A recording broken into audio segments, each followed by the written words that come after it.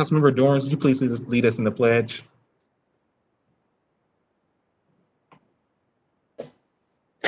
I pledge allegiance to the flag of the United States of America and to the republic for which it stands, one nation, under God, indivisible, and with liberty and justice for all.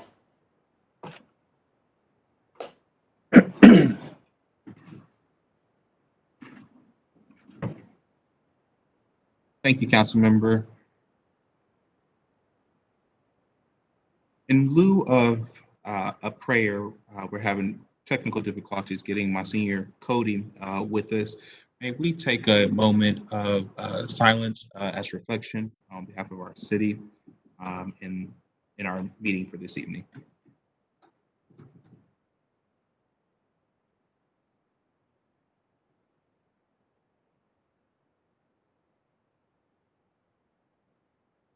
Thank you. Clerk, please call the roll. Brown, Dorrance, Favor, Remy, Tyson, President Harden.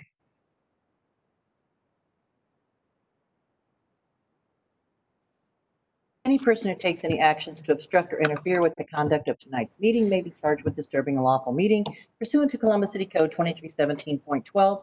Any person who enters those areas of city council chambers reserved for city officials or invited guests may be charged with criminal trespass pursuant to Columbus City Code 2311.21. Can I get a motion to dispense with the reading of the journal? So moved. Second. Please call the roll. Brown, Dorrance, Favor, Remy, Tyson, President Harden. This week's communications received by the city clerk's office are listed on the agenda and will be published in the city bulletin. Madam Clerk, are there any other communications to be read into the record? Not at this time. Thank you. Are there resolutions by council members, starting with President Pro Tem? Thank you, President Harden. Nothing from me tonight. Thank you, Councilman. Wait, no. Oh, I'm sorry. Looking at the agenda correctly. There is something from me tonight. Thank you for the raised eyebrows, or I wouldn't have caught myself. I do have a resolution that I'm very happy is on tonight. And not next week. It is Resolution 0151X-2020 to commemorate the work and career of Rob Newman and to congratulate Rob on his retirement from the City of Columbus and the Department of Finance and Management. We are recognizing Rob Newman for his 37-year career with the city, which began as a student intern with finance and management in 1983, also the year I was born. During his career, Rob has served under 5 mayors, 2 city auditors, 9 finance directors, and dozens, literally dozens of city council members. As the chair of finance, I've had the opportunity to work with Rob for the past 3 years, which I note is such a small percentage of his time with the city.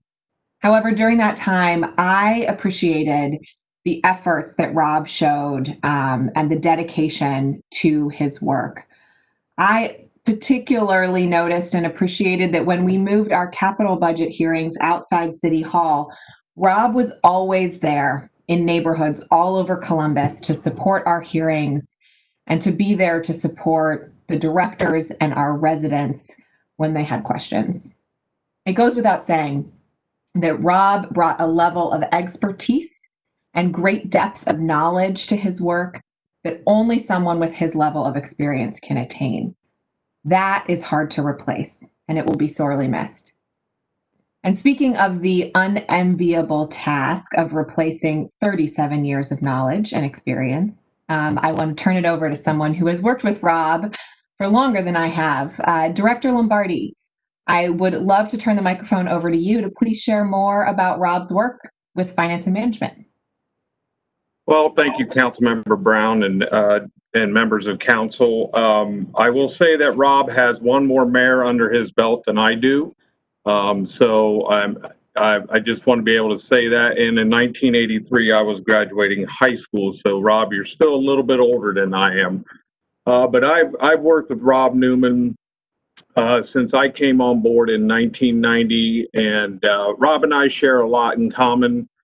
We both like to talk about our gardens, though Rob's 1 acre is bigger than my 6-foot garden on the side of my garage, and my 8 tomato plants are nothing compared to his over 100, but we still like to talk about gardening. We both coached and are part of high school football for many years. Rob coached and at London High School, while I was coaching as well at several places. Bishop Reedy, for the most part, is where I coach. And Rob is also a football official. We also share a common theme in that we both went to the Harvard of the Midwest, better known as the Capital University. And this evening I am wearing my purple in honor of that. There is one quick story I have. I was told I had a half hour to talk, so I hope that's okay, President Harden. But there is one quick story I have about Rob, and he always says he doesn't remember it, but I do. When I was coaching and Rob was an official, there's a coach's box on the field, which technically I was supposed to stay in. And our team intercepted the ball and was running down the field for a touchdown. And I'm chasing the kid, cheering him on, telling him to run. And when I got to the end of that coaching box, I stopped and Rob ran right into my back, then yells at me and says, "Damn it, Joe, get off the field." I didn't know I was on the field. But just to show the kind of guy Rob is, he could have thrown a flag and took that touchdown back, but he let us have it. He just came back and told me never do that again. So that's the kind of guy Rob Newman is. But yes, I mean, there's so many accolades that you can talk about Rob. A lot of them have been said over the last few weeks when Rob told us he was retiring. You can talk about his character. You can talk about his public service. You can talk about his accuracy, his guidance that he's always given me, which 100% I have taken each time. But the one thing that I would say about Rob Newman that I am proud of is that he's a friend.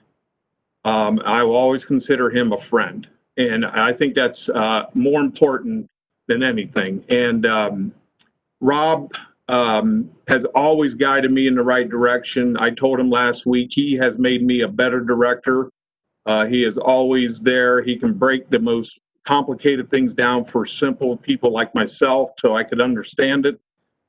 He has touched many people throughout his 37-year career, and a well-deserving tribute to Rob in his retirement. I wish him all the luck in the world. He'll be able to spend time now with his wife, Cindy, and their 3 young boys, Nick, Drew, and Zach, and tend to his garden, and hopefully I can get out there with him and see how it's really done out in London, Ohio. But most of all, Rob, I wish you luck. I'm proud of you, and God bless. Thank you. Thank you. Thank you so much. Are you there, Rob? There you are. Yes, I am.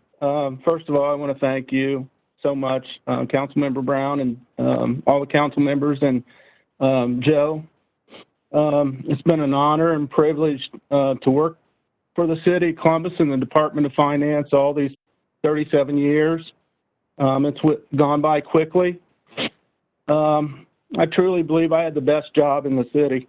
I got to work with so many different people, mayor's office, city council, the auditors, all the departments, city treasurer's office, and the numerous departments. And I got to be part of budgeting and issuing debt for so many capital projects that I've seen come to fruition over the years. It's been a blessing. I just real quickly, I'd just like to thank my wife, Cindy, who's sitting beside me, and my 3 sons, Nick, Drew, and Zach, for their support over the years. I really appreciate that. And finally, I'd just like to say thank you to all the city departments and all the staff people I've worked with over the year for their help. It's been a great ride. And then I just want to say to my people up on the 4th floor, all the people I worked with right now, thank you. Special shout out to Kyle, who's been working with me for the last few years. I just enjoyed my whole career. And it's just weird seeing a resolution on the agenda tonight after processing probably thousands of ordinances and resolutions over the years. It's just weird to see my name on one of them. And I'd just like to say thank you. Well, thank you, Rob. It may be weird to see, but it is hard-earned and well-deserved. And I'm so glad that Cindy is there with you. We know that public service is always involves family, and it involves family being patient at all levels. And I'd like to personally apologize for all the hearings that we've kept Rob at work late for. So thank you, Cindy. And 37 years is a remarkable career to retire from. You deserve a wonderful, restful, non-pandemic retirement for sure. It would be so much better to be able to honor you in person, but we're all really pleased to do so here tonight. Before I move for adoption, I will pause to see if anyone else, any other council members would like to chime in, or our other elected officials who are on. Liz, I would like to say something. Yes, council member. Thank you. Rob, I just want to say thank you very much for your service to the city. I had the opportunity to work closely with Rob, also as the finance chair, and I just really appreciated his professionalism. And certainly on behalf of a grateful city, we certainly would not, you've been through us through some difficult times, and you've been through us with us and helped us move through some times when our city has done very well financially. And so, again, from a grateful city, I just want to say thank you. I thoroughly enjoyed my opportunity to work with you. I wish you the very best as you move forward with your life, and just hope that you and your wife will be able to really enjoy the fruits of all your labor. Thank you. Thank you. Thank you so much. That really means a lot to me. Thank you again. Thank you. President Pro Tem, it's Megan Kilgore. Rob, we've worked together through amazing fiscal years, tough years, and everything in between. If there's one thing I know about Rob Newman, is that he is a checklister, he is a T-crosser, he is an I-dotter, and I will miss that tremendously, because I rarely had to be concerned about anything falling through the cracks, because Rob had it always under control. So Rob, I already miss you, but I know you're going to stay in touch. Absolutely. Thank you. Thank you so much. Great. Thank you so much, council member and Madam Auditor. Anything else before I move for adoption? Well, we appreciate you and your family. I think I see Councilmember Mitch Brown. Oh, Councilmember Brown. I can't see everyone, so. You're fine. I think he's still muted too, though. Are you? There we go. There we go. All right. President Pro Tem, Rob Newman and I go back an awfully long way, almost over 20 years now. And we would run into each other in the hallway of City Hall when I was the director, and we solved problems in the hallway. It was an amazing endeavor. Rob, I always enjoyed working with you. And as a council member, I've appreciated your additional guidance. Wish you nothing but the best, my friend. And I love the video you sent me. And I see Cindy smiling. So again, congratulations and enjoy your retirement. Wonderful. Thank you.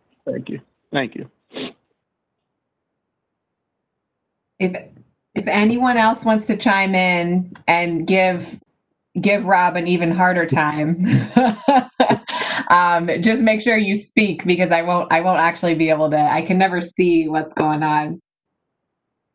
All right, Rob, we will put you out of your misery. Thank you so much for taking part in this virtual celebration with us, and we just wish you the best and are grateful for you. So I move for adoption. Second. Clerk, please call the roll on a well-deserved resolution honoring a great man. And Rob, we wish you the best in your next.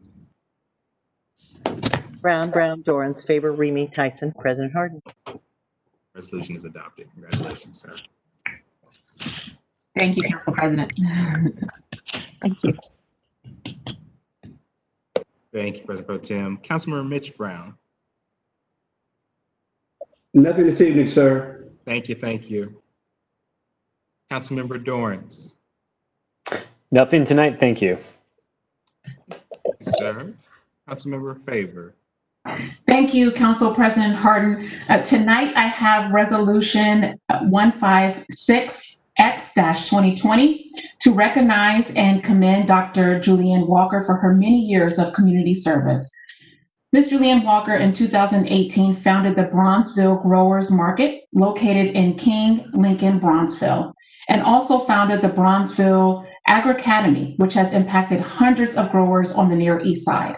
Dr. Walker brings over 30 years of experience working with movements for social change, beginning with the Civil Rights Movement, continuing with African liberation struggles, and is still engaged in consolidating the North American Delegation, Pan-African Movement, and Pan-African Movement as chair. As a president of the Franklin Park Community Association, Dr. Walker has nurtured a strong cooperative relationship with the Franklin Park and Near East Side community.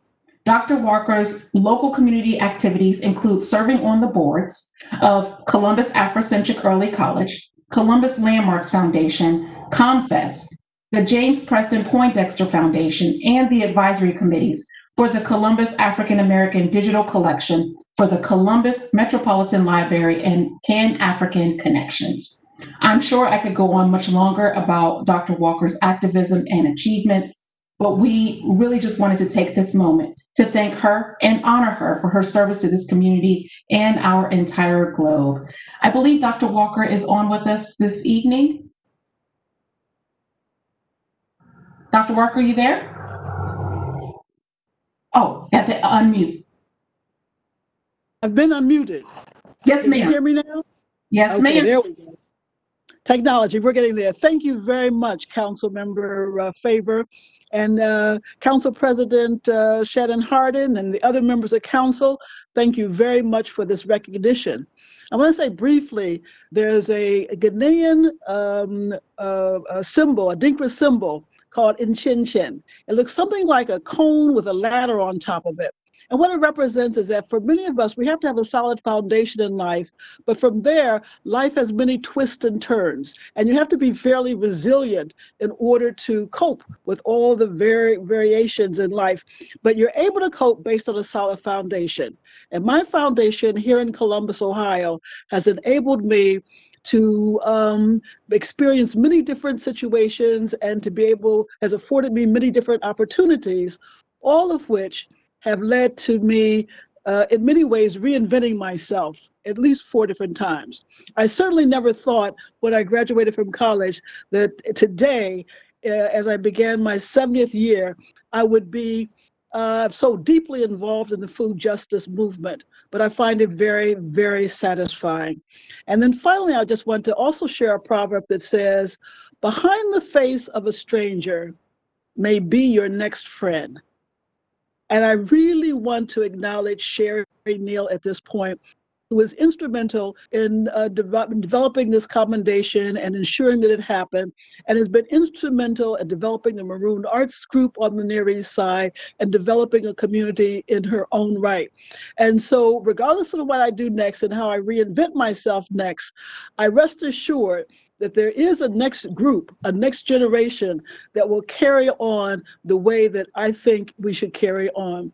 And certainly in this time of so much uncertainty, it's important that we recognize those strengths in our community. So again, thank you very much to the council, to Sherry, and to all of those many, many people who have loved and supported and advised me throughout my twists and turns in life.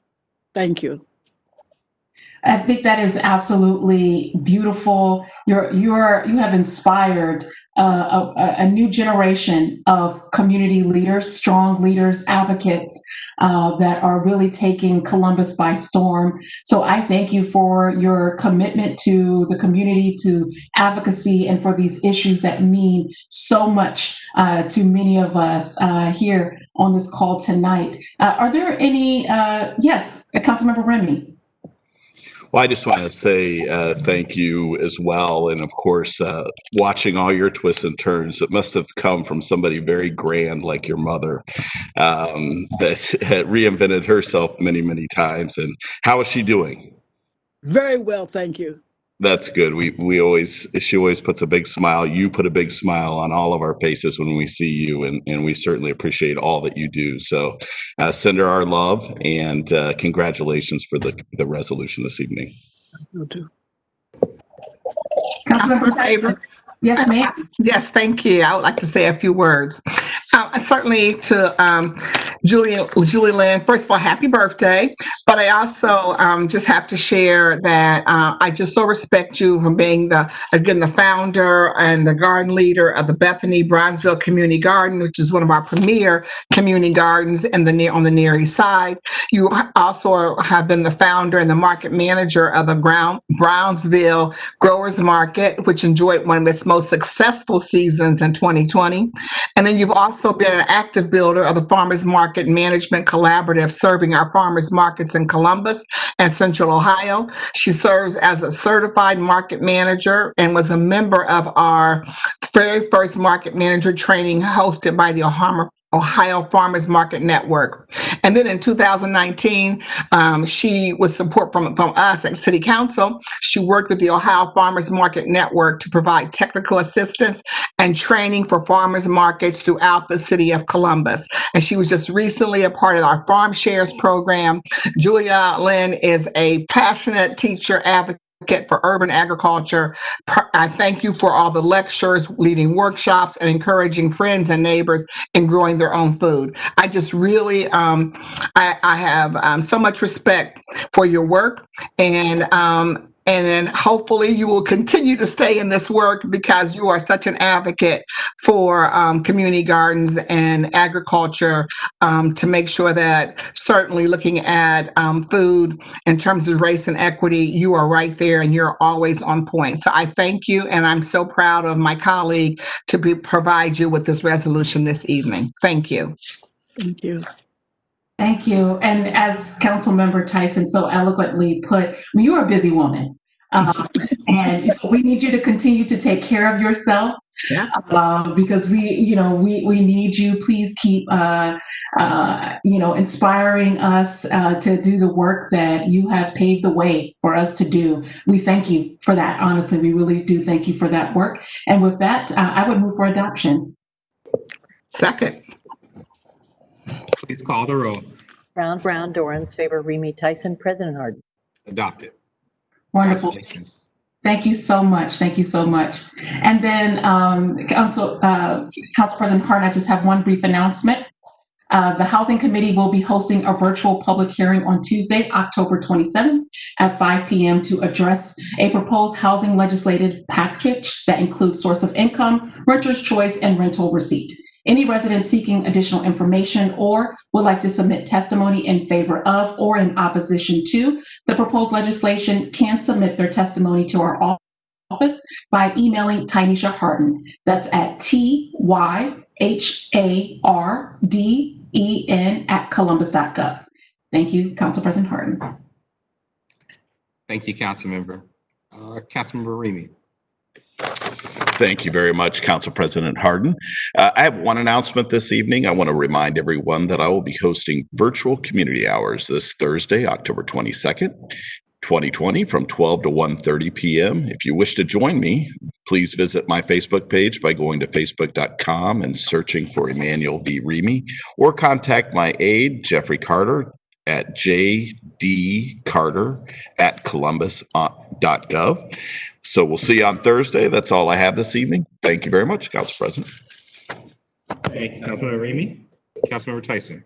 Yes, I have one announcement. Again, the flu shot clinics and so beginning today, October 19th through October the 23rd, we will be giving the College Public Health will be giving free flu shots at Briggs High School, 2555 Briggs Road, Monday, Wednesday, and Friday from 9 to 3, and Tuesday and Thursday from noon to 6. Additionally, on Saturday, October the 24th, again, we'll be at the Columbus Public Health Loop Drive-Through, 240 Parsons Avenue, from 9 to 3 o'clock. And again, there is no cost for this flu shot. This past Saturday, 308 of our residents came to the Columbus Public Health and received a flu shot, and throughout this year, since October, we have given 1,500 doses of the flu vaccine. And it's very important, especially now we're thinking about COVID and the flu, that again, we are providing this resource to the residents of our city. And thank you for that. Thank you. Thank you, Councilmember. Thank you, Council members. I don't have a resolution this evening, but I do want to recognize Dr. Scott Myers from the Quarter Horse Congress. Folks who know me know that I grew up with American Quarter Horses. My father raised quarter horses. We spent a significant time at the Quarter Horse Congress as a child. And if I would have remembered that tonight was the night that I was going to recognize Mr. Myers, I would have worn my obligatory cowboy hat. But I apologize. 2020 has taken a lot from us. And one of the things that it has made us do differently is our Quarter Horse Congress. For folks who don't know, and so the reason why we're recognizing Dr. Myers is not because I grew up with horses, but because of the impact that the Quarter Horse Congress has on our city. Over the year, or each year, the Quarter Horse Congress, when it's in session, brings more than $250 million, $250 million of revenues into our cities, more than $250 million into our city. It's critically important to everything that we do, from paving streets to keeping our city safe, and also bringing culture, access and culture to the community. For years, we had a parade so that we could make sure that the community felt the connection of the Quarter Horse Congress. This year, because of COVID, we were not able to have the Quarter Horse Congress this year. But I still wanted to recognize Dr. Myers, check in with them, and just make sure that they knew that, one, we are grateful for our more than 50 years relationship, and that we're excited to have them back as soon as we're all able to safely do so.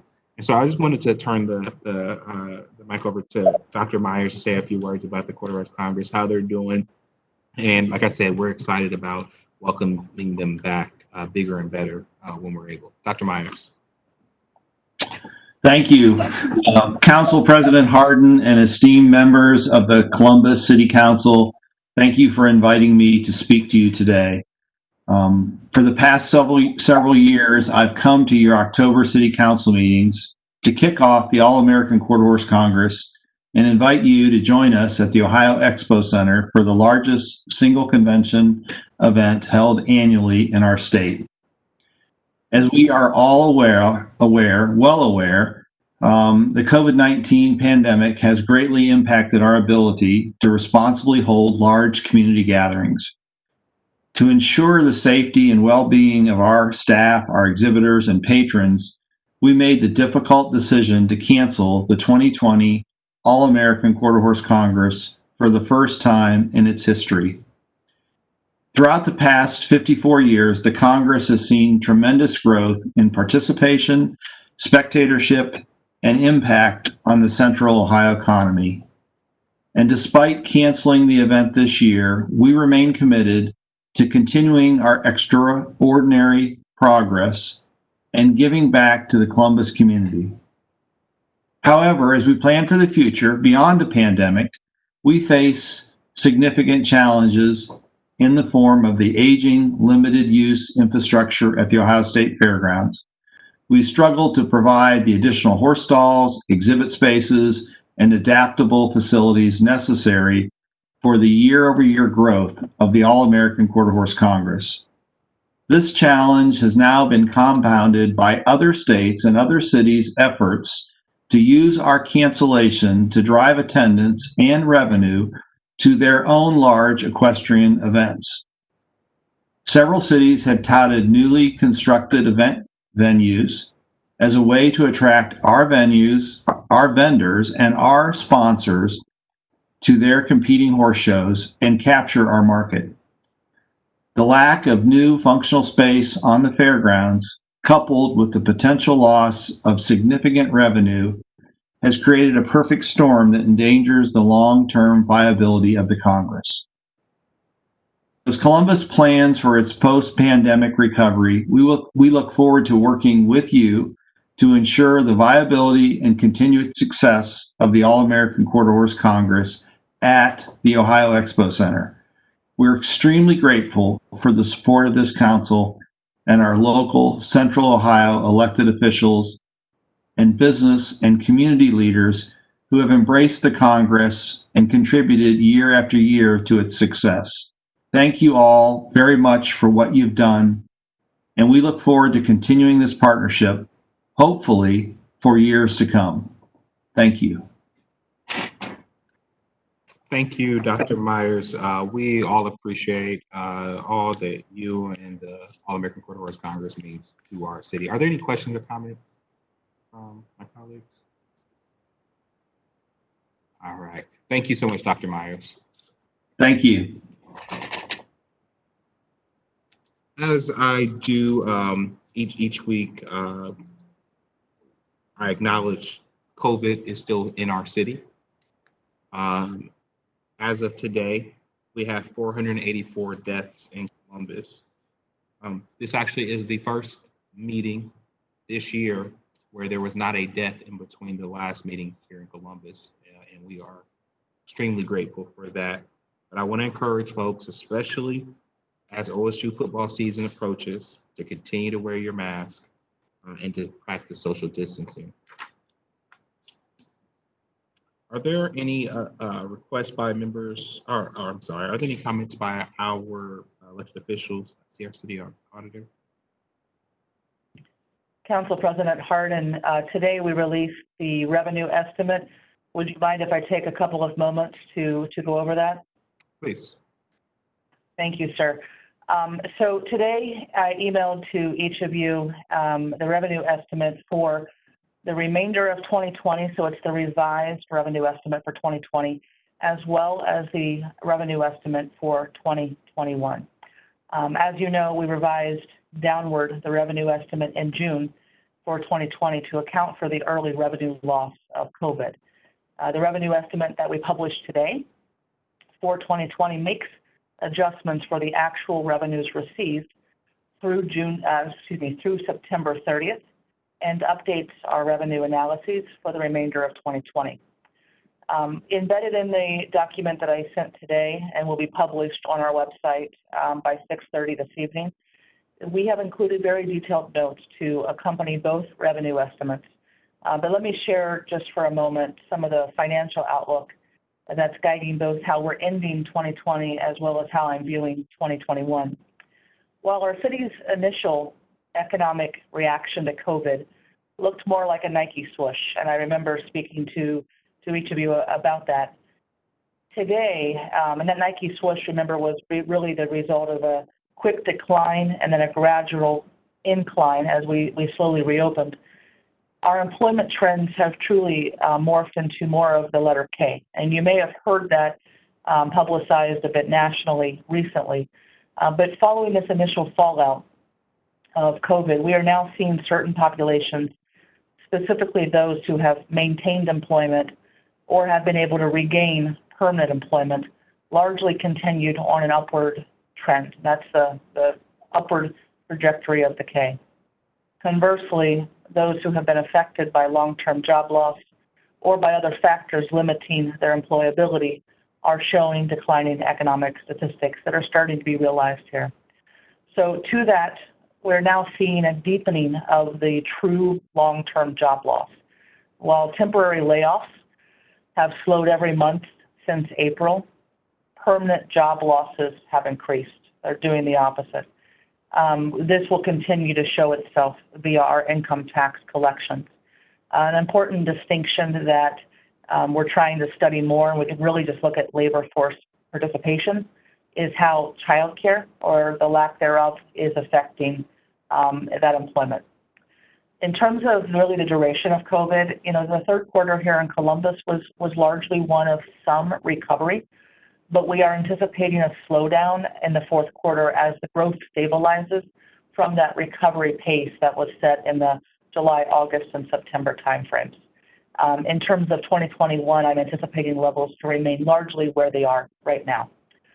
So regarding the revenue estimates, starting with 2020, we are increasing the revenue estimate for 2020 by an additional $24.1 million. While that does sound like a sizable sum, nearly $12 million of that is due to a Bureau of Workers' Compensation rebate that Governor DeWine requested to be released to cities very recently. This was not known in the June revenue estimate revision. Additionally, we have improved the income tax revenue estimate from about -4.5% to a -1.5%, and that's over 2019 actuals, which is also part of the $24 million being added back in. Our June estimate for income tax conservatively anticipated revenues to remain closer to those tougher months, what I'll call kind of the bottom here in Columbus, March, April, and May. So we did receive a bump in actual income tax revenues received, but all other revenues, and as you all know, income tax represents almost 80% of our general fund. All other of our smaller revenues, actually with the exception of investment earnings, required a downward adjustment from the June estimate, almost exclusively due to COVID. To give some context to where we are right now, -1.5% over 2019 income tax actuals. I get asked a lot, how does -1.5% compare to prior years? And I think Councilmember Tyson, you'll remember in 2009, that was our previous worst year ever at the City of Columbus. Income tax was -0.85% then. So while we've seen, some improvement from our June revenue adjustment, we're still at serious, almost twice as bad as our previous worst year levels right now. Looking ahead to 2021, I am anticipating income tax to improve slightly. So you will see in the 2021 revenue estimate a 0.5% upward adjustment. There are lengthy notes on all of the other sources of revenues, but I will point out there will be two line items that will catch your eye. One, investment earnings. As you all are aware, the Federal Reserve really forecasting very low levels for interest rates. It's important, on the surface that doesn't seem great for the city, but as you know, we have very large capital plans that require long-term debt. So while investment earnings will be down, the benefit that we'll receive on the debt issuance side is actually likely greater. So I'm not as concerned about investment earnings, and we'll continue to work with the treasurer to optimize that as much as possible. But with respect to miscellaneous revenue, that's where those Bureau of Workers' Compensation rebates go in. And when Governor DeWine asked for the rebate just a couple weeks ago to be released early, that was something that we would not typically receive until next year. We get those rebates in arrears. So we received 2 rebates this year. So therefore, next year's miscellaneous revenue line looks quite a bit lower. That's because of the earlier than expected release. So with that, I will pause. I'm happy to take any questions, but this is a lengthy document. I hope each of you have a chance to read it in full, and I'm happy to meet with you and your staff members for lengthier follow-ups anytime. Council President, thank you. Thank you, Madam Auditor, for that update. Any questions or City Attorney? I see Chief Counsel Laura Baker or any of our judges. Seeing none, are there requests by members of council for the removal of an ordinance or resolution from the consent portion of the agenda? May we now have a motion to waive a reading of the title of the third day legislation? So moved. Please call the row. Brown, Dorans, Favor, Remy, Tyson, President Harden. Thank you. Will the clerk now read into the record the ordinance numbers of 30-day legislation for tonight's agenda? Public Utilities Committee, ordinance 2180-2020. Zoning Committee, ordinances 2127, 2328, and 2329-2020.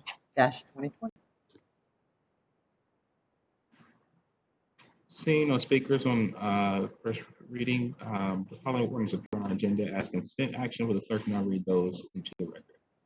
Finance Committee, ordinances 2203, 2212, 2274, 2275, and 2314-2020.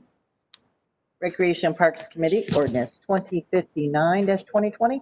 Public Safety Committee, ordinances 2208, 2210, and 2269-2020.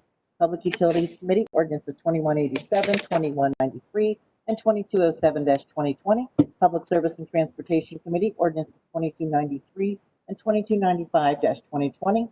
Housing Committee, ordinances 2317, 2330, and 2331-2020. Criminal Justice and Judiciary Committee, ordinance 2218-2020. Economic Development Committee, ordinances 2234, 2315, 2316-2020. Environment Committee, ordinance 2115-2020. Health and Human Services Committee, ordinances 2219, 2230, 2250, and 2262-2020. Appointments from the Mayor's Office numbered A0091, 92, 93, 94, 95, 96, 97, 98, 99, 100, 101, and 102-2020. Thank you, Madam Clerk. We have two speakers on the consent portion of the agenda. The first speaker to come before council is Mr. Nathaniel Wilkins. Mr. Wilkins is speaking on ordinance number 2331.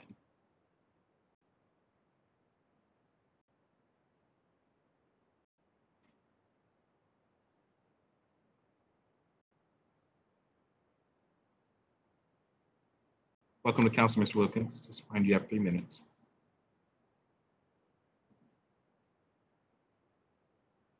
We are not hearing the conference room. So,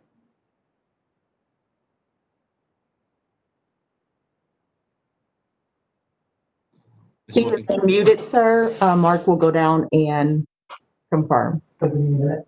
1 second, please. sure. We have a second speaker. Mr. Wilkins, if you don't mind, I'm going to go to, we have a second speaker on the consent. It'll give us time to get this worked out. The next speaker to come before council is Mr. Joe Motil. Mr. Motil is speaking via WebEx on ordinance 2315. Mr. Motil with us? We good? I can hear you, sir. Okay, great. Thank you. Yes, sir. President Harden, Pro Tem Brown, members of City Council, I'm speaking on the ordinance amendment for the tax abatement for Andelin Bioscience. As I stated in March of this year, no one, including myself, is going to dispute the importance of Children's Hospital and the impact that it has on the well-being of our community and the world for that matter. But tax abatements should not be granted based on one's good reputation and influence. Children's Hospital has a proven track record of its worldwide leadership and financial success with its gene therapy inventions and generating startup companies. Most recently, Children's netted $36 million in addition to royalties as a result of its ties with a gene therapy spinoff company that developed the world's most expensive gene therapy drug, which cost $2.1 million for a single injection. Ohio State University stated that it made $2.7 million from its stake in that company, and the company was eventually sold to a Swiss pharmaceutical firm for $8.7 billion. Children's in Ohio State have been partnering for some time now and locating Andelin Biosciences at OSU's West Campus Innovation District was undoubtedly been in the works for a while, and it does make sense. Nonprofit Economic Development Corporation Jobs Ohio stated that Columbus, Ohio sets itself apart from other cities with gene therapy centers due to its cost to operate, manufacture, and live.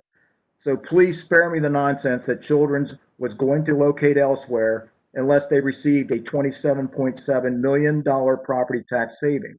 This is just more icing on the cake for a company that will make hundreds of millions of dollars, if not billions, when it begins larger and wider scale manufacturing of gene therapy products for drug makers, where the big money is made. I have read the language of this amended tax abatement several times, and the original agreement was to create 170 full-time permanent jobs. 30 of those 170 full-time jobs will be created prior to the completion of the project, and the law requires that those 30 jobs must be categorized as retained employees. And I'm not disputing the fact that those 30 jobs could actually be considered as new employees.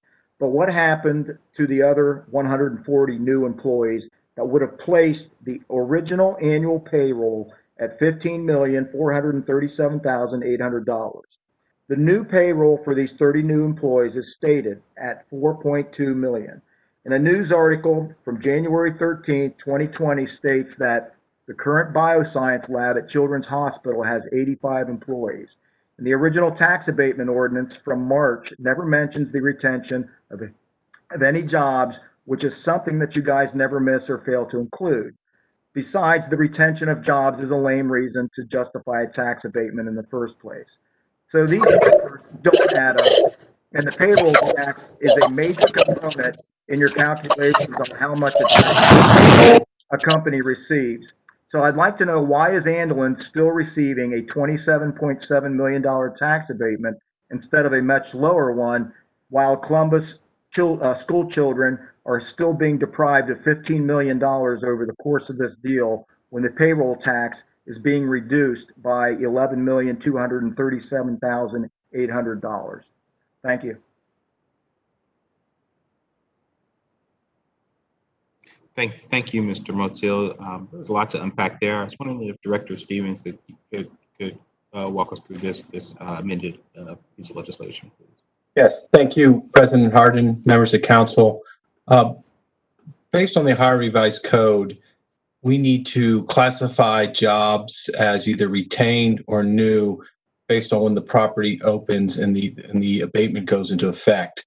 When we originally had this abatement passed back in March, we classified all the jobs as new jobs.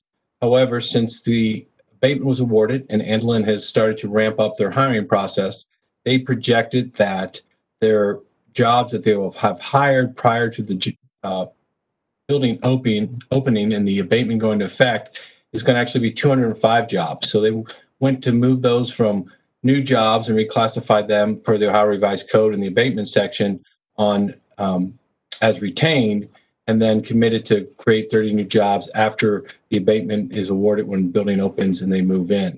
So this piece of legislation does two pieces. It corrects the retention and new job number, although it actually exceeds the job numbers that we had projected back in March. And it also extends the time to enter into the agreement because we have not executed that because Andelin's come back and asked for a correction on how we classify those numbers. I'd be happy to answer any questions. Thank you, Director. Are there any questions from my colleagues? All right.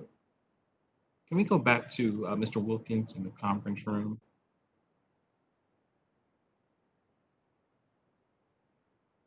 All right. Let's see. Hear me now? I can certainly hear you. Welcome back to council. You hear me now, right? Yes, sir. 1612 Arlington Avenue, Mr. LaFayette Wilkins. You had a property in a land bank of 4677 East Livingston Avenue. Was sold into the land bank. To my knowledge, this property has sat vacant in abandonment since 4/15/2014. To understand this particular home, before y'all come demolition of this property, it should be sold on a real estate auction for less than $300 in cash, and given the annual opportunity for the neighborhood or any state of Ohio who wants to purchase this property, do the action or through the land bank. But to my knowledge, here's a vacant land. But what I want to understand, we don't want any new built house in that area or any side expansion. But the problem that we face through the Central Ohio area, we have a lot of land bank property and a lot of empty land. Some of these people can really put their friends in churches in some of these vacant homes that sit idolized and maxed out here. Seemed like we had a lot of trouble with young kids out here getting in trouble, violent crime and everything else like that. why don't we just take the opportunity to turn some of these blighted properties around in some of these poor neighborhoods? I was very surprised to see this particular home on Livingston Avenue, but today it still sits as a vacant land. If we can put a different home, a state-of-the-art home by young individuals, that would be a great opportunity by looking at some creativity ideas. Thank you for your time.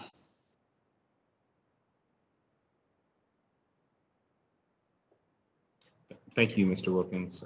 I will have my team follow up with you on those two pieces partially you just referenced.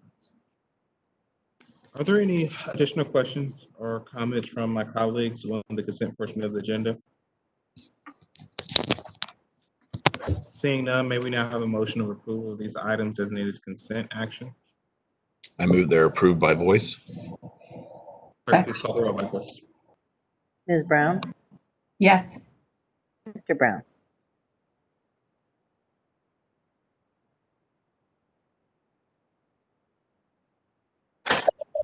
Yes. Mr. Dorrance? Yes. Ms. Favor? Yes. Mr. Remy? Yes. Ms. Tyson? Yes, with the exception of 2250-2020, on which I am abstaining. Thank you. President Harden? Yes, ordinances are passed. We will now proceed with the second reading of 30-day tabled and emergency legislation. The first committee that comes before council is the Rec and Parks Committee. That committee is chaired by President Pro Tem. President Pro Tem, the floor is yours. Thank you so much, President Harden. I just have one ordinance tonight in Recreation and Parks. It is Ordinance 2058-2020 to authorize the Director of Recreation and Parks to enter into a grant agreement with the Ohio Public Works Commission for the 2020 Clean Ohio Conservation Fund Round 14 East Broad Street Preserve Project and accept a grant in the amount of $181,275 with a minimum local match of $60,425 to authorize the appropriation of $181,275 in the Recreation and Parks Grant Fund 2283, to authorize the amendment of the 2019 Capital Improvement Budget Ordinance to authorize the transfer of $60,425 within the Recreation and Parks Voted Bond Fund, and to declare an emergency. The project being funded through this ordinance will acquire 36.4 acres of natural land along the east bank of Big Walnut Creek on the south side of East Broad Street. This land is adjacent to 22 acres of land acquired by the city in 2019. Through the preservation of these sites, we will be able to contribute to the substantial long-term preservation of mature forest, wildlife habitat, and water quality in Big Walnut Creek, while also providing public access to these natural spaces. I want to highlight that on consent tonight, we also approved Ordinance 2059-2020 to acquire 28.5 acres of natural land along Bryce Road, adjacent to the Blacklit Creek Regional Greenway.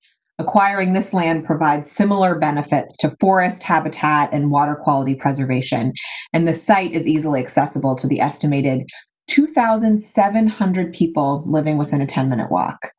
The preservation of green space and natural areas is a crucial part of promoting the health and beauty of our neighborhoods and is especially important priority as we continue to grow as a city and a region. I truly appreciate the efforts, the conservation efforts of the Recreation and Parks Department, and particularly their work to acquire and preserve this land as part of their overall effort to ensure that all residents have access to green space and recreation opportunities. As a department, they are striving to ensure that residents have access by walking, not just by driving, to green space and recreation opportunities. We are not there yet. That is the focus. And that is the real benefit of green space. It's not only conservation, but it's also healthy for people. It really does have impacts on lifelong health.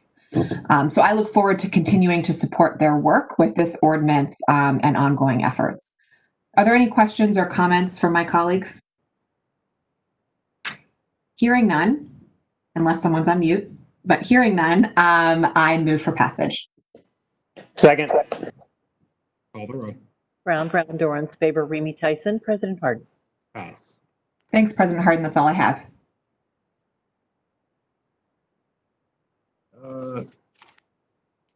Chair Brown, do we have Education Committee? Yeah, I don't know what my problem is with reading tonight. Sorry. Thank you for being my spot checker. I do indeed have ordinances in education. May I move to education? Please. Thank you. So ordinance 20, so first, the next two ordinances are a package that I'm going to read both titles together. And then I really want to give my colleagues the opportunity to present and comment on them after I read the titles. Once that conversation is complete, then I will move for passage of each ordinance individually.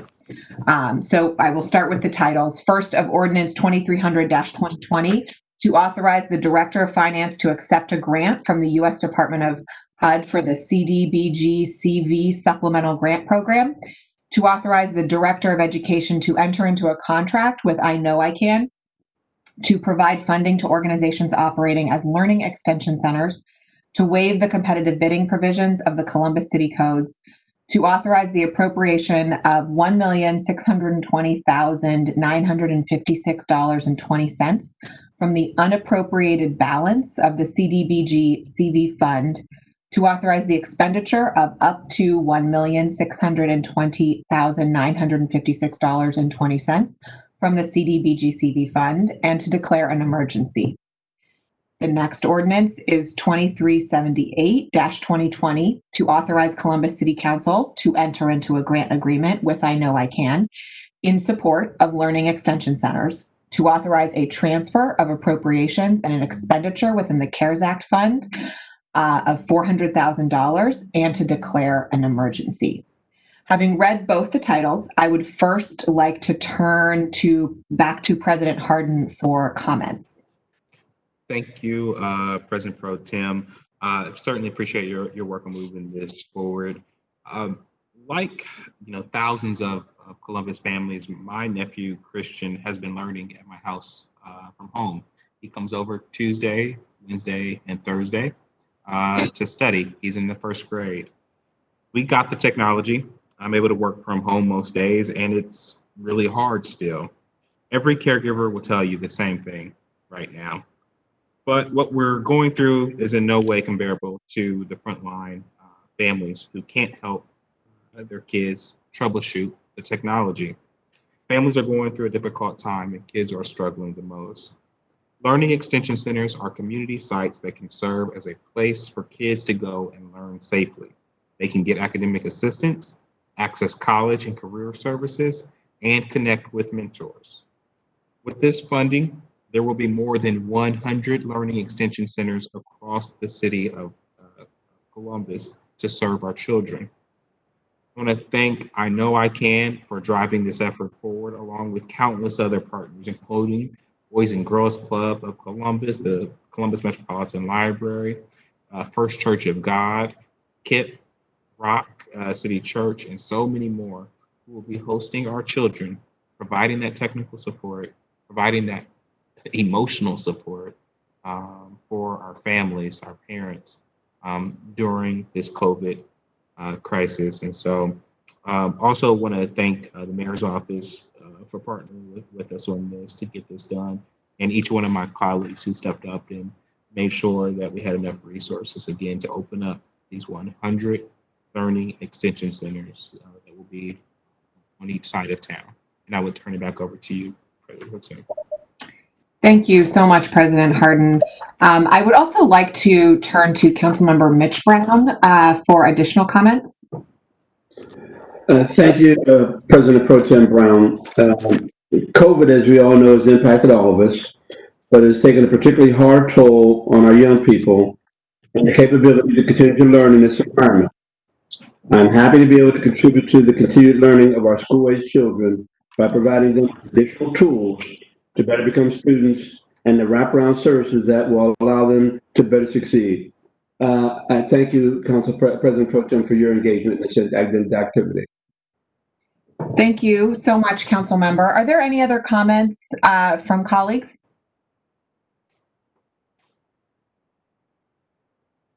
Hearing none, I want to thank Council President Harden and Councilmember Brown for leading this effort to support this work, which is absolutely critical. And just will add, as Education Chair, that while we continue to go through these unprecedented times, and our schools continue to utilize remote and hybrid learning models to preserve public safety, we need an all hands on deck approach to support our families and our students, which I believe these ordinances represent tonight. Providing reliable internet, academic assistance, meals, wraparound services, they're all important steps in supporting the needs of families. And none of these things alone will solve every problem facing our students. There will continue to be challenges ahead. But the city and the members of this council, I believe, are committed to working with the schools and partners like I know I can to support every family and every student. And I will just say, in closing, before moving for passage, that I believe we are, once we're through the pandemic, really on the cusp of the greatest equity challenge to our public education system since the Brown v. Board Brown v. Board decision. We have been charged to teach children equitably in the public school system, and this pandemic has demonstrated we've really never done that. And we have to take it on, all of us as a community. It's not just the school's problem. To meet that equity challenge, because there are children's lives and children's futures that depend on it. So with that, thank you. Can I say something, Councilman Brown? Yes, absolutely. Please, thank you. I am certainly very appreciative of this legislation, because I recognize, as you were starting to talk about an equity issue, it is certainly even more of going to be more of an equity issue during this pandemic, where our young people who's either their moms and dads have to go to work and they're home by themselves trying to do their schoolwork and take care of their siblings, and trying to continue to do the work that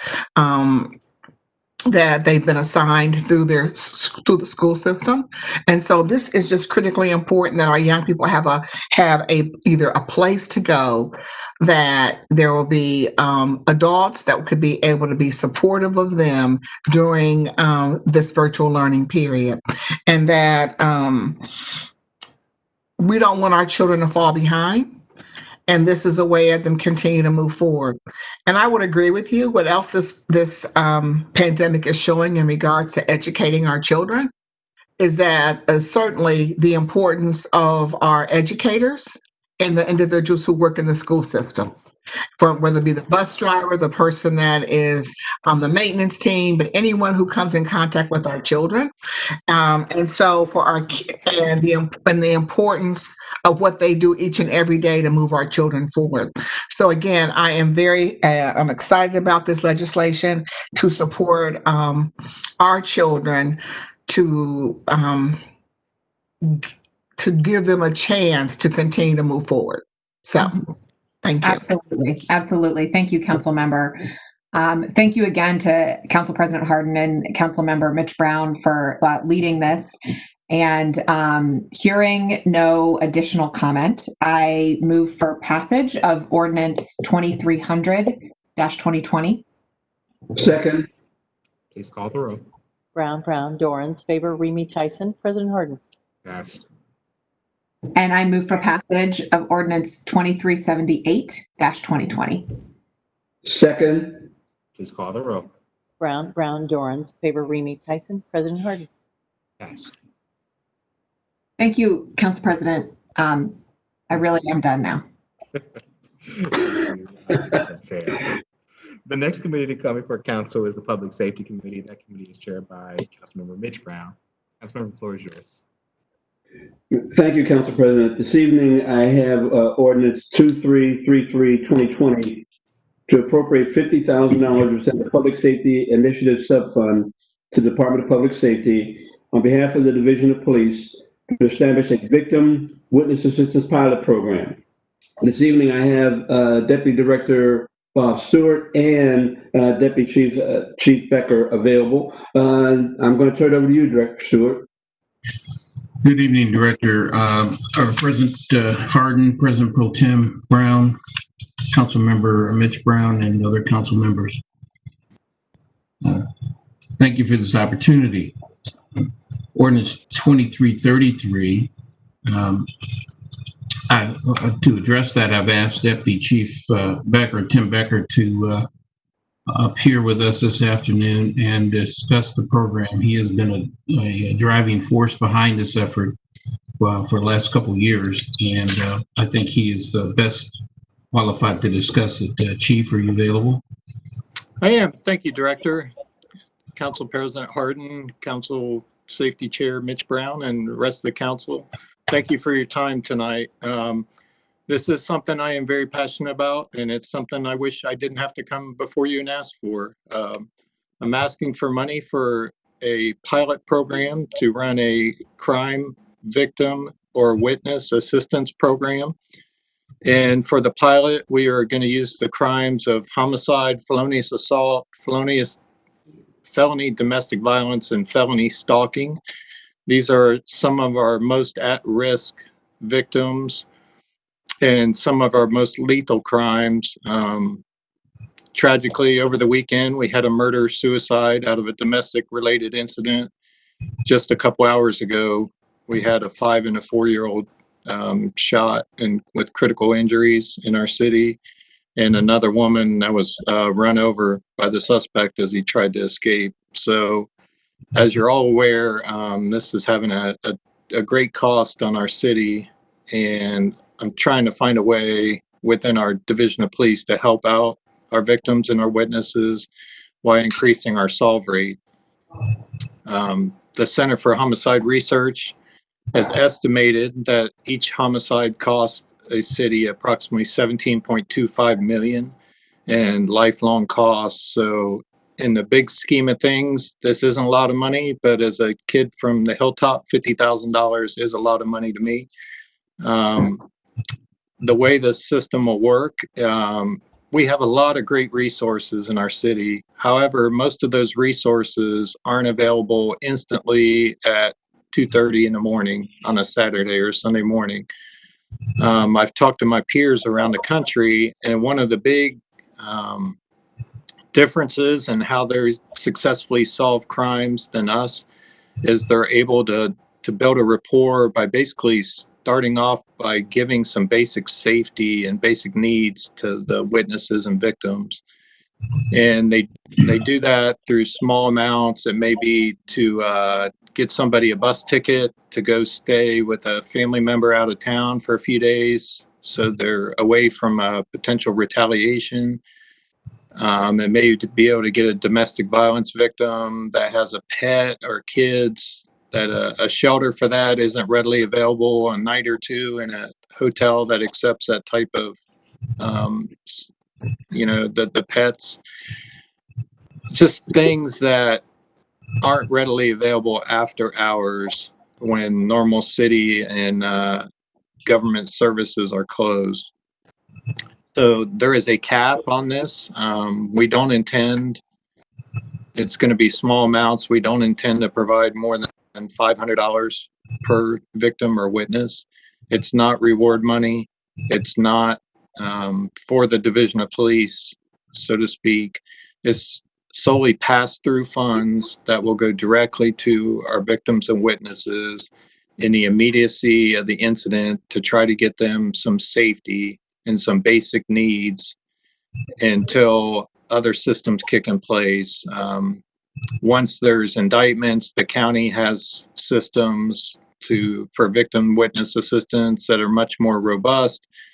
A lot of our shelters and our other resources in the city can handle longer term needs. But this is just in the short term immediacy, right after a crime, trying to encourage people to be safe, to come forward with information that they may otherwise be afraid to share because they know they have to live in the same house, the same block, the same neighborhood with the perpetrators of the crime, and they can't afford to get out on their own or for these basic needs. So that's the overall gist. Talk to the auditor's office. We believe with our fiscal management people, we have a solid system in place. This is a pilot that is intended to run for 12 months. We can evaluate from there if this is enough money, too much money, not enough money, if it's successful, what kind of impact we have. The funds will be audited through the auditor's regular audit of evidence funds, so there'll be no additional cost on that end, but every cent will be accounted for. And again, this is not for the police to use internally for the police at all. It's all going to be passed through to the community. Thank you. Councilmember Brown. Thank you, Deputy Director Stewart. And Chief Becker should reevaluate the program in 12 months. And currently our solve rate for homicides, we're at 128 homicides in the city of Columbus right now. And we're hovering around 50%, if I'm not mistaken. That's correct. We're about just under 53%. And your expectation is this will assist us, our city, in being able to increase that, I would imagine. Absolutely. I've met with my peers at most major cities that are solving 60 to 80%. And I'll give a little caveat there. We kind of do things here the Columbus way, which results in a little lower solve rate than many major cities have, in that we only count our solved crimes in the year that the crimes occurred. So when we talk about a solve rate of 2020 homicides, it's at roughly 53%. Some cities around the country will count crimes solved from 2019, 2016, 1982 into their 2020. They count them when they're solved, and that results in a higher number. But when I've talked to the cities that have done well and are solving at a very high rate, this is the one component that they have that we did not have. Thank you, Chief. Are there any questions from my colleagues? Councilmember Tyson. I'm sorry, I don't have any questions, but I just want to say thank you to you, Councilmember Brown, for moving this initiative forward. I appreciate the work of Mr. Becker, and anything we can do to be able to help to solve these crimes in our community is certainly welcomed. We know that there is, we don't have, any silver bullet to solve crime, but we need to use every tool that we possibly can to be able to do that. And so I'm appreciative of your work in putting this initiative forward, and look forward to those results in about a year. Thank you. Thank you, Councilmember Tyson. Are there any comments from any of the rest of my colleagues?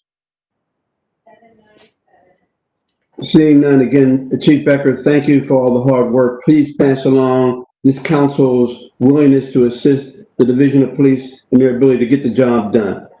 With that, I move for passage. Second.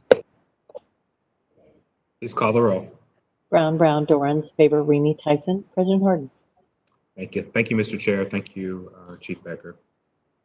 That's all I have this evening, sir. All right. The next committee to come before council is the Public Utility Committee. The committee is chaired by Councilmember Dorans. Councilmember, the floor is yours.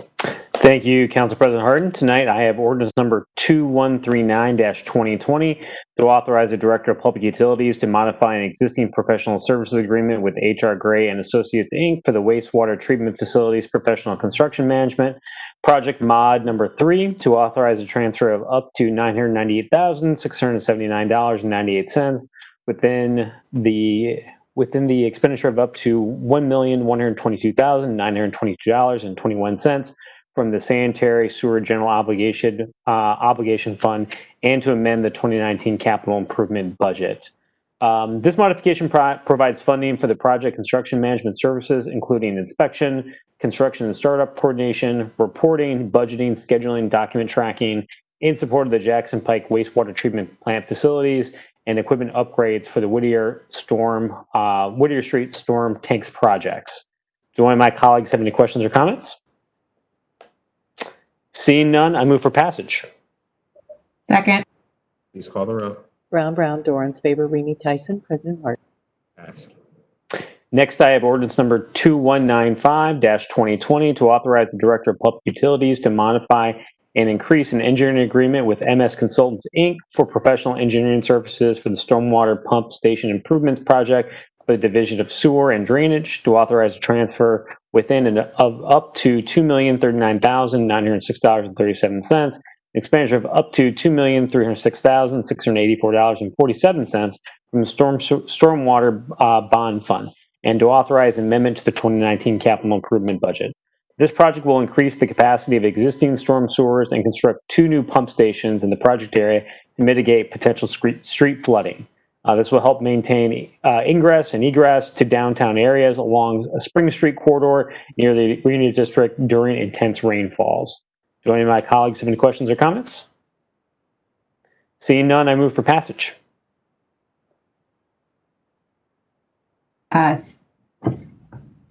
Mr. Chairman, I think that we are amending your ordinance. Oh, I apologize about that. So first, I move to amend as submitted to the clerk. Second. Please call the row. Brown, Dorans, favor, Remy, Tyson, President Harden. Amended. And now I move for passage. Second. Please call the row. Brown, Dorans, favor, Remy, Tyson, President Harden. Pass. Thank you. That's all I have in my committees this evening. Thank you, Mr. Chair. Next committee coming for council is the Public Service Committee. That committee is chaired by Councilmember Favor. Councilmember Favor, the floor is yours. Thank you, Council President Harden. Tonight in Public Service and Transportation, we have Ordinance 867-2020 to amend the 2019 capital improvements budget, to authorize and direct the city auditor to appropriate and transfer funds from the Special Income Tax Fund to the Streets and Highways Bond Fund, to appropriate funds within the Street and Highways Bond Fund, to transfer cash and appropriation within the Streets and Highways Bond Fund, to authorize the Director of Public Service to enter into contract with Decker Construction Company for the resurfacing 2020 Project 2 project, to authorize the expenditure of up to $10,870,227.14 from the Streets and Highways Bond Fund for the project and to declare an emergency. This ordinance authorizes the Director of Public Service to contract with Decker Construction Company for the resurfacing 2020 Project 2 project, and to provide payment for construction administration, and inspection services. This contract includes repairing and resurfacing 93 city streets and constructing 330 ADA curb ramps along those streets, and other work as may be necessary to complete the contract in accordance with the plans and specifications set forth in the bid submittal documents. Director Gallagher, do you have any additional comments on this ordinance and the timeline for construction and completion you would like to share? Thank you, Councilmember Favor. Good evening, other members of council. For this project, we hope, weather pending, of course, that we will be able to start some of the concrete work, which would be some of the ADA ramps and possibly some of the curb ramp work still this year. However, the actual resurfacing, the asphalt work, most likely would not start until next year. We may get a road or two done this year. Again, that's going to be weather dependent if we can get some warm weeks going into November. But most of this work would start next year when the asphalt plants open in April, with hopefully all of this work getting completed in 2021. Thank you. Thank you, Director. Are there any questions or comments from my colleagues? Not a question, just a comment real quick, Councilmember. As a former chair of this of your committee, this is like one of my favorite ordinances that we get to pass each year. We're talking about 92 streets and roads, 300 curb cuts. Like, this is a big deal to neighbors. Like, we all know these streets, we all drive on them. One of the things that we are proud of as a city of Columbus is that we do have pretty good streets compared to some of our peer city friends. And it's because of the hard work and because we're able to do these investments. So just a shout out to all those men and women who work in the service department who are going to be out paving streets, and hope for that we don't have too much snow this winter and don't have to put too much salt down so that we don't have to pave and put more down. But I think this is a great ordinance. Just shows that it seems mundane, but 92 streets that are being repaved in our city.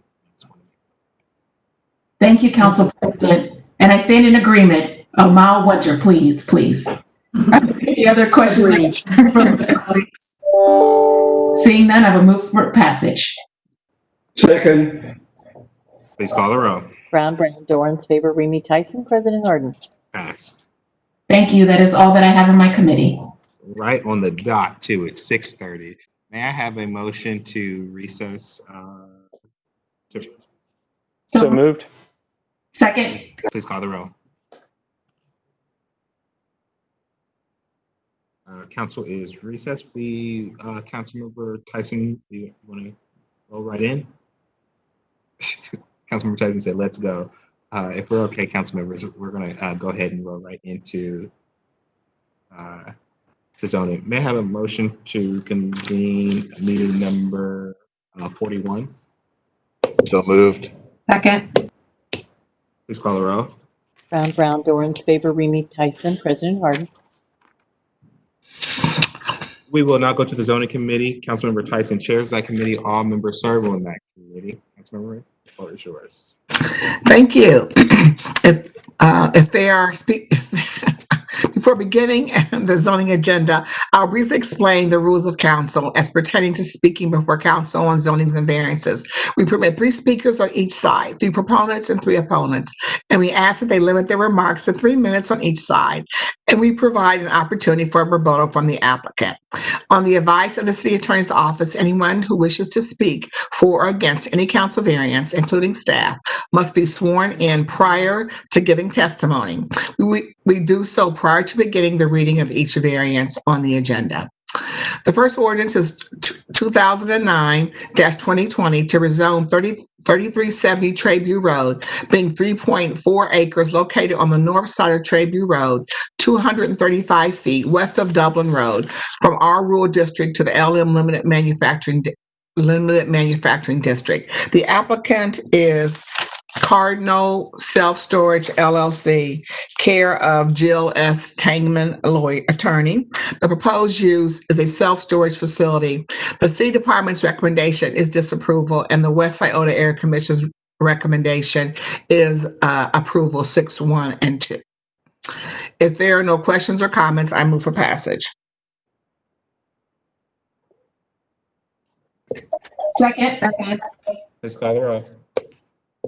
Brown, Dorans, Favor, Remy, Tyson, President Harden. Adopted. Pass.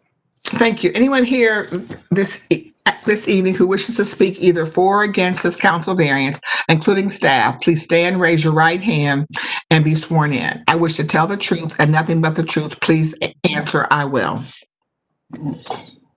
I have ordinance 2010-2020 to grant a variance from the provisions of sections 3312.27, parking setback line, 3363.24, building lines, and the M manufacturing district of the Columbus City Codes for property located at 3370 Trayview Road to permit reduced setback for a self-storage facility in the LM Limited Manufacturing District.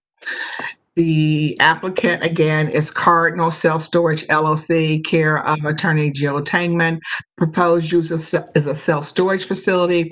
The city department's recommendation is disapproval, and the West Iota Area Commission's recommendation is approval 6, 1, 2. If there are no questions or comments from my colleagues, I move for passage. Second. Please call the row. Brown, Dorans, Favor, Remy, Tyson, President Harden. Thank you. The next ordinance is 2240-2020 to rezone 8,240 Sankis Boulevard, being 3.49 acres located on the east side of Sankis Boulevard, 520 feet south of Lozelle Road from the LAR 12 Limited Apartment Residential District to the LAR 12 Limited Apartment Residential District. The applicant is John McKay. The proposed use is a multi-unit residential development. The city department's recommendation is approval, and the Far North Columbus Communities Coalition recommendation is also approval, 6-1. If there are no questions or comments, I move for passage. Second. Please call the row. Brown, Dorans, Favor, Remy, Tyson, President Harden. Pass. Again, all right, thank you. Anyone here this evening who wishes to speak either for or against this council variance, including staff, please stand, raise your right hand, and be sworn in. I wish to tell the truth and nothing but the truth. Please answer, I will. And this ordinance is 2241-2020 to grant a variance from the provisions of sections 3333.02, AR 12, ARLD, and AR1 apartment residential district use, 3333.18 building lines, 3333.255 perimeter yard of the Columbus City Codes for property located at 8240 Sankis Boulevard to permit limited commercial uses and vehicular traffic with reduced development standards in the LAR 12 limited apartment residential district. The applicant is John McKay. The proposed use is a multi-unit residential development. The city department's recommendation is approval, and the Far North Columbus Communities Coalition recommendation is approval, 6-0. If there are no questions or comments, I move for passage. Second. Please call the row. Brown, Dorans, Favor, Remy, Tyson, President Harden. Pass. And thank you. And now I'm going to ask my colleague, Councilmember Emmanuel Remy, to read the final ordinance in zoning. Thank you. Thank you so much, Councilmember Tyson. Tonight we have ordinance number 1972-2020 to grant a variance from the provisions of sections 3333.02, AR12, ARLD, and AR1, apartment residential district use, 3312.21, landscaping and screening, 3312.49, minimum numbers of parking spaces required, 3333.18, building lines, 3333.255, perimeter yard of the Columbus City Codes for the property located at 1383 Vita Way to permit a child daycare center within an existing apartment complex with reduced development standards in the ARLD apartment residential district. The applicant is Moody Engineering. The proposed use is a child daycare center. The city department's recommendation is approval. The Greater Hilltop Area Commission's recommendation is approval, 8-5-1. If there are no questions or comments from my colleagues this evening, I move for passage and request a voice vote. Second. Please call the row by voice. Ms. Brown, Yes. Mr. Brown, Yes. Mr. Dorans, Yes. Ms. Favor, Yes. Mr. Remy, Yes. Ms. Tyson, Abstain. President Harden. Yes. Ordinance passed. Thank you very much. I'll turn it back over to Councilmember Tyson. That concludes the zoning agenda this evening. Awesome. Seeing no further business to come before the zoning committee, motion to adjourn. So moved. Second. Let's call the row. Brown, Dorans, Favor, Remy, Tyson, President Harden. Meeting is adjourned. Looking to council members, we only have one more committee, it looks like. We just keep on rolling. All right. May I have a motion to reconvene meeting number 40? So moved. Second. Let's call the row. Brown, Dorans, Favor, Remy, Tyson, President Harden. The next committee to come before council is the Health and Human Services Committee. That committee is chaired by Councilmember Tyson. Councilmember, the floor is yours. Madam Chair, you did. See. Okay. I'm good now? Yes, ma'am. I have ordinance number 2191-2020 to authorize the Board of Health to enter into a contract with National Church Residences to establish testing services at various testing sites in Columbus in the amount of $84,000 and to authorize the expenditure of $84,000 from the CARES Act fund and to declare an emergency. I am going to ask, I think it's Ms. Kraus from Columbus Public Health to provide some comments on this legislation. Sure, thank you. Thank you. Thank you, Councilmember Tyson. This contract with National Church Residencies will allow up to 700 residents who are 18 and older and in low-income supportive housing to be tested for COVID-19. 14 sites have been identified across Homeport, Columbus Metropolitan Housing Authority, and National Church Residencies. 8 sites have been scheduled for October. National Church Residency also coordinated to provide testing to low-income senior housing residents in July and August, where they were able to test 262 low-income senior housing residents. Thank you. And my understanding is that when they tested those residents, that none of those residents tested positive for COVID. That is correct. And if there are no questions or comments from my colleagues, I move for passage. Second. Please call the roll. Brown, Dorans, Favor, Remy, Tyson, President Harden. Pass. Thank you. The next ordinance is 2233-2020, and it is to authorize and direct the Board of Health to enter into various contracts for the provision of providing social and economic support related to COVID-19 testing and diagnosis, including isolation and quarantine, to low-income individuals and their families, paying particular support attention to the populations of especially at high risk of adverse outcomes due to COVID-19, to the residents of the City of Columbus to authorize the expenditure of $634,000 from the Health Department's Grants Fund and to declare an emergency. And again, I would like to ask Ms. Kraus to provide us with some additional information on this legislation. Sure, thank you, Councilmember Tyson. So Columbus Public Health has been awarded a grant from the Ohio Department of Health for the COVID-19 Care Resource Coordination Support Grant for the period of August 1st, 2020 through December 30th, 2020. Columbus Public Health has been designated as the primary grantee agency and administrator of the COVID-19 Care Resource Coordination Support Grant in the City of Columbus.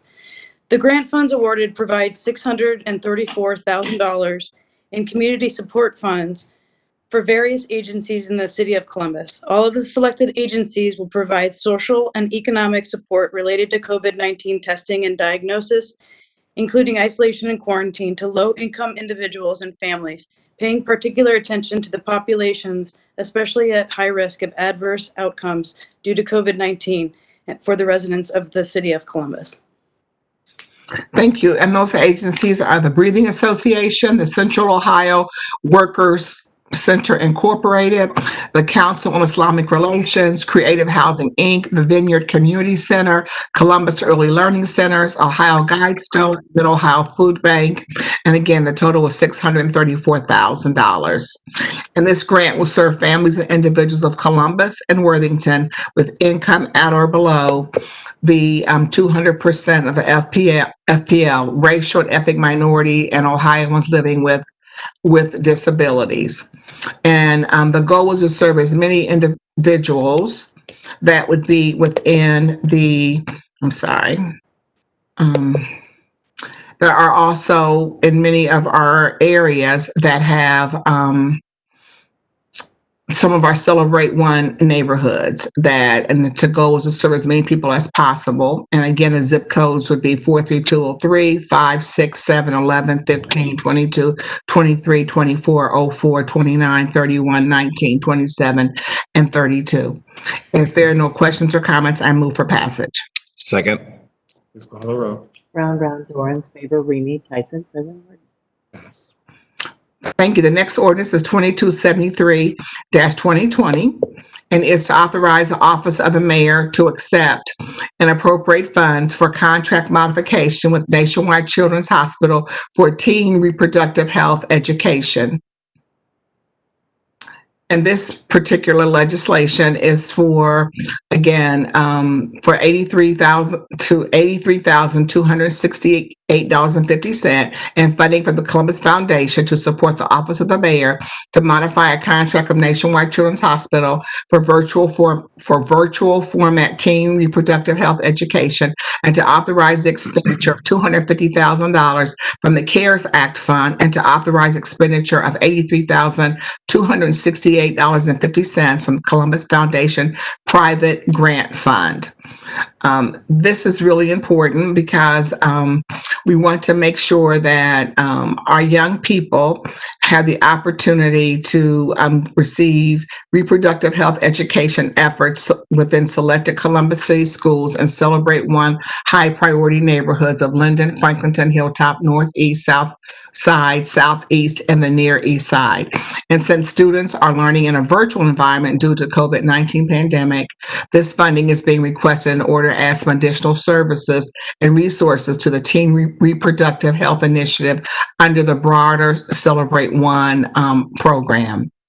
And this year, Celebrate One, a Nationwide Children's Hospital, led a collaborative effort to implement a digital strategy to reach teens in Columbus with medically accurate teen reproductive health information. The initial investment provided funding for research with teens in the Celebrate One neighborhoods and beyond to learn about media use, reproductive health knowledge, and assess where teens look for answers for reproductive health.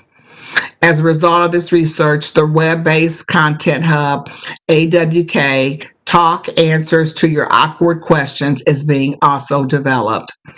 This is also this funding will provide, again, content such as videos, infographics, two-way conversation, content opportunities based on research, website with a clinic finder utilization, and digital channels, website, video, and chat in this marketing campaign.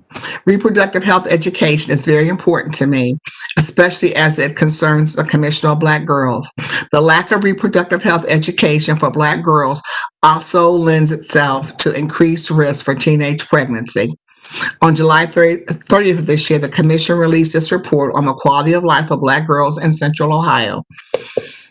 And this report has said that teen reproductive health education aligns with the recommendation to advocate for more comprehensive health education, this inclusive of food, exercise, reproductive health, as well as training on behavioral health. Of the 422 girls that shared information, many of them came from Celebrate One neighborhoods, and of the 164 girls that reported being sexually active, almost 50% of them said they had sex before the age of 16. And while teen pregnancy rates have fallen across the United States, Black teens ages 15 to 19 are still 2.5 times more likely to get pregnant than their white counterparts. In addition, data from Columbus Public Health demonstrates that Black girls 15 to 24 are more likely to have babies born 1.5 to 5 times more than their white peers to have babies with low birth weights. So this initiative is so important for our young people, and I'm very pleased that we'll be able to utilize this program during COVID by using virtual networks. If there are no questions or comments, I move for passage. Second. Clerk, please call the roll. Brown, Dorans, Favor, Remy, Tyson, President Harden. Thank you. Thank you. The next ordinance is 2362-2020, and it is to authorize the Columbus City Council to enter into a grant agreement with the New Directions Career Center and to authorize a transfer of appropriations and expenditure within the CARES Act fund and to declare an emergency. And I am now going to ask Councilmember Shayla Favor to provide additional information regarding this ordinance. Thank you, Chair Tyson. I'm proud to sponsor this ordinance this evening for the New Directions Career Center. New Directions Career Center provides an effective career development and employment placement program with wraparound and barrier-reducing support services for unemployed and underemployed low-income women who reside in Columbus and Franklin County. Programs include career readiness, training, and counseling. Individual services include employment placement, landlord mediation, benefit applications, emergency financial assistance, financial counseling, and priority access and linkages to community resources such as food, furniture, utilities, and housing. Since the beginning of the COVID-19 pandemic, the demand for services such as these has more than tripled. Many of New Directions' clients are single mothers struggling with job loss and increased expenses. Over 90 clients who reached out to New Directions in the past 3 months are experiencing unemployment, furloughs, loss of income, or the need to change positions in order to accommodate childcare and family health needs. I'm hopeful that this additional funding will help provide more support to these women and family in needs. Thank you again, Chair Tyson. I'll turn it back over to you. Thank you, Councilmember Favor. And as our auditor was just stating, these are the people that would be in the lower part of the K. As she was stating, the K, people are moving up and there are people coming down in terms of their funding. And these are some of the individuals who need support that you're providing today. So again, if there are no questions or comments, I move for passage. Second. Please call the roll. Brown, Dorans, Favor, Remy, Tyson, President Harden. Passed. Thank you. The next ordinance is ordinance 2376-2020. It is to authorize the Columbus City Council to enter into contracts with multiple human service organizations to authorize a transfer and expenditure of $535,000 within the CARES Act fund, to authorize the payment of expenses starting March 1 of 2020, and to declare an emergency. And I'm going to ask Councilmember Rob Dorans to share more information regarding this ordinance. Thank you, Chair Tyson. We've talked about it a lot tonight, but we all know that the COVID-19 pandemic is not just a health crisis. It's an economic one. And we know human services agencies are working to meet these economic needs of our residents, but they also have been impacted by unforeseen and unbudgeted costs as a result of this pandemic. Tonight, this legislation will help provide financial support for several organizations that are on the front lines helping to support community members during this difficult economic time. The first organization is Compass at Broad Street Presbyterian Church, which aims to prevent homelessness and prevent evictions, allowing families to remain in their homes together through utility and rent assistance, as well as food bank operations and after-school programming. Creative Housing, which remains dedicated to providing safe, accessible, and affordable housing to individuals with disabilities in the Columbus metropolitan area. Also, Impact for their work with rental and utility bill assistance. Nelly's Champion for Kids, supporting pediatric cancer patients and their families financially with utility assistance, rent support, and other ways. And finally, our helpers, along with Councilmember Remy, letting skilled new Americans become self-sufficient and provide citizens of their new country. Finally, are also Southside Early Learning, ensuring every child has access to holistic, high-quality early childhood education at the Reba Avenue Center. As my colleague, President Pro Tem, always likes to remind us that high-quality child care is a vital part of any community's infrastructure. And finally, the Village Network, an experienced multidisciplinary behavioral health organization helping youth and families become resilient, healthy, and have brighter futures. We hope that these funds tonight will help support those in our community during these tough economic times. I'd also like to turn the mic over to Councilmember Remy for comments regarding our support for our helpers, as he also provided funding for this great organization. Councilmember Remy? Thank you so much, Councilmember Dorans and to Councilmember Tyson. Our helpers has worked tirelessly to connect the new American community to support services around the city of Columbus. These life-changing services include skill and employment readiness training, language services, and after-school support. One of the most notable benefits of our helpers is their youth support services. I have had the opportunity to speak with several of our Somali residents, and one concern often shared with me is regarding limited options for Somali youth. Our Helpers has been fundamental in providing extracurricular activities, direction, and redirection to our local Somali youth. It is an honor to support Hodan Mohammed, founder and CEO of Our Helpers, and her great team to assure they continue this great work. Thank you so much, Councilmember Dorrance, for joining me and certainly for all the assistance you've given to all the great organizations. Thank you. Thank you, Councilmember Remy. And one of the things I want to note is, I think we've tried to provide a lot of support to the New American community during this pandemic, and I think Our Helpers is certainly at the sort of tip of that spear. But also, it's nice to be able to support an organization that not only supporting the New American community, but also being led by someone from the New American community as well. So very excited that we're able to support them tonight. With that, I'd like to turn the mic back over to Chair Tyson. Thank you, Councilman Dorrance, and thank you for the support of our human service organizations, you and Councilman Remy. And the final now I would like to move to workforce development. We need to pass it. I'm sorry. First, I will move for passage for ordinance 2376-2020. Second. Can you please call the roll by voice? Ms. Brown? Abstain. Mr. Brown? Yes. Mr. Dorrance? Yes. Ms. Favor? Yes. Mr. Remy? Yes. Ms. Tyson? Yes. President Harden? Yes, ordinance passed. And now I'd like to move to workforce development. Yes, ma'am. Thank you. I have ordinance 2137-2020 to authorize the Columbus City Council to enter into a grant agreement with the Columbus and Central Ohio Building and Construction Trades Council in support of the Building Futures pre-apprenticeship program, and to authorize an appropriation and expenditure within the Jobs Growth Fund and to declare an emergency. I'm now going to ask my colleague, Councilmember Dorrance, to share information regarding this ordinance. Thank you, Chair Tyson. I appreciate all the assist tonight. The Columbus/Central Ohio Building and Construction Trades Council partners with Franklin County and the Columbus Urban League to offer residents a path to the middle class. Building Futures is a 12-week program that provides the skills necessary to begin a career in the region's booming construction industry. No experience is necessary, and no experience is necessary or required to apply. A career with one of the affiliated trades will provide participants with a great starting wage, healthcare benefits, and retirement benefits.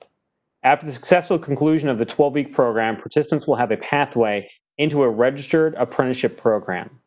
This funding will support a cohort of around 20 students to participate in Building Futures. In addition to learning fundamental trade skills, participants also learn critical life skills, such as personal and professional development and financial literacy. And if you'll indulge me for just one moment, I want to tell a quick story of success of this program. One of the first cohorts of Building Futures, a man in his early 50s applied. He was accepted and immediately threw himself into being as successful as he possibly could in the program.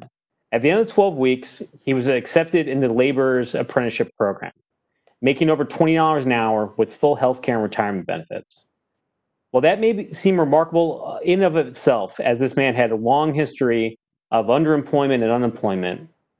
This man, prior to joining Building Futures, at that time was homeless.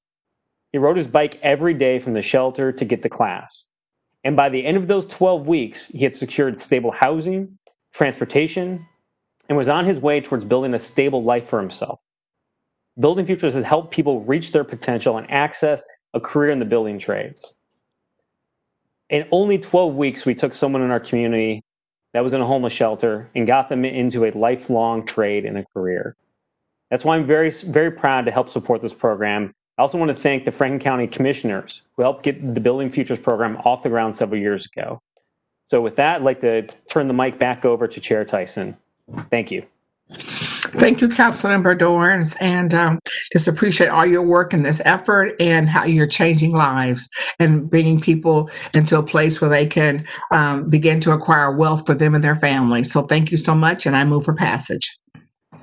Second. For Dorrance. Brown, Dorrance, Favor, Remy, Tyson, President Harden. Passed. Thank you, and that concludes my legislation and my committees this evening. Thank you. Seeing no further business come before the council, may I have a motion to adjourn? So moved. Second. Please call her out. Brown, Dorance, Favor, Remy, Tyson, President Harden. Meeting is adjourned. We have several non-agenda speakers. The first speaker is Ms. Carolyn Harding. She's coming to us via WebEx. Hi, am I on? Yes, ma'am. Welcome to council. Okay, thank you very much.